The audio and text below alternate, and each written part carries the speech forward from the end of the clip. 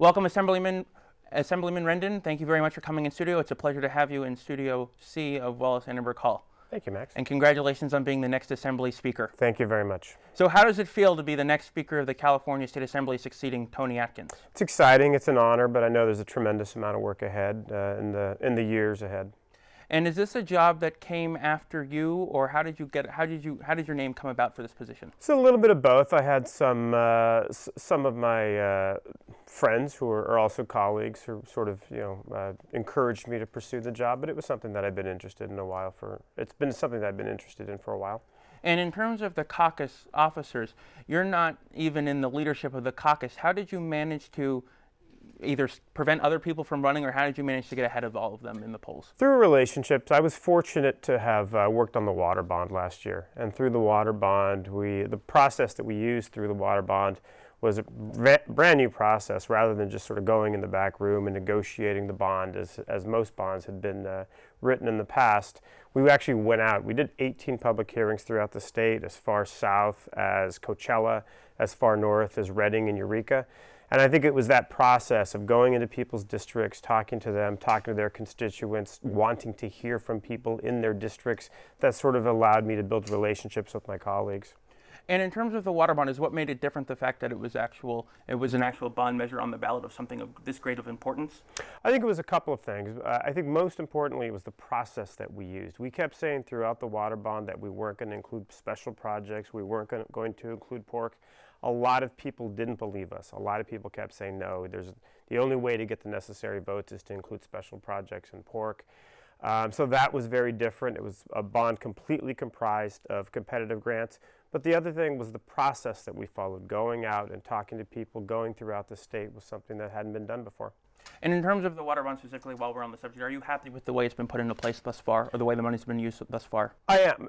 It's a 5-year bond. The first disbursements are going to go out soon, but the initial 10 months of prep is what we thought it would be. And were you working on it because it fell under the jurisdiction of your committees, or were you selected to work on this? I was the chair of Water Parks and Wildlife at the time, so it was the bond fell to my committee.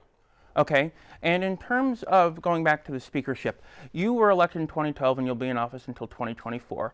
Is this a job that you're planning on keeping until then? Because a lot of people aren't elected until they're nearly finished with their time. Right. Well, I think what makes now different from the past is the extension of term limits. In the past 20 or so years, most folks have been selected near the end of their tenure because the term limits were only restricted to 6 years. Now that we're there for 12 years, it's a chance to have a sort of a different scope. So is this a position you're planning on keeping until 2024? I'd like to keep it for a while. We'll see how it goes.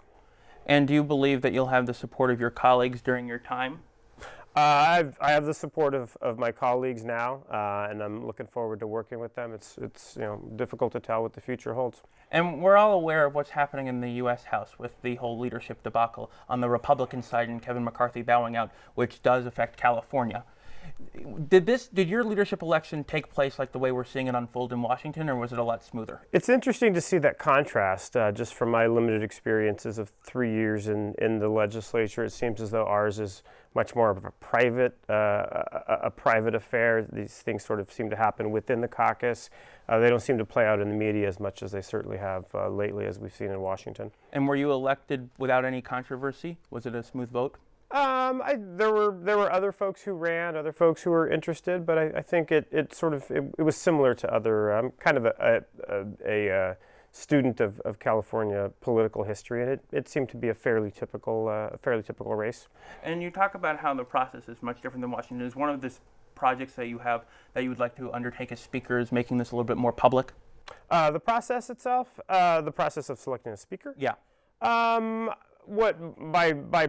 private, I mean it tends to happen within the caucus without a lot of the sort of name calling and some of the bad stuff that I think has happened in the public eye with respect to the leadership fight in Washington. In general, I would like to see what happens in Sacramento to be more public, which is what we sort of mimicked in the water bond. Mm-hmm. And staying on the topic of of your goals as speaker, What are some of the things you'd like to tackle? What are your top priorities? Sure. I've spent about 15, 20 years working in early childhood education, federally funded Head Start, but also state-funded early childhood education programs like child care and preschool. That's really important to me. Also, I was the executive director of the California League of Conservation Voters, so my office has always pursued a rather aggressive environmental agenda, environmental justice issues. Also, the district that I represent is a district in southeast Los Angeles County. The reality of the district is I represent 9 cities. 5 of those cities have former public officials in prison. Bell is the most famous, but there's other cities where we face corruption as well. So openness and transparency, these are the types of things that I've pursued in my 3 years in office, making sure that the state auditor has more authority to audit state government as well as city governments, making sure that the state controller can come in and look at cities and look at school districts and look at water districts and find out what's going on there. These sorts of ideas about transparency are really important to me and I think really important to the caucus.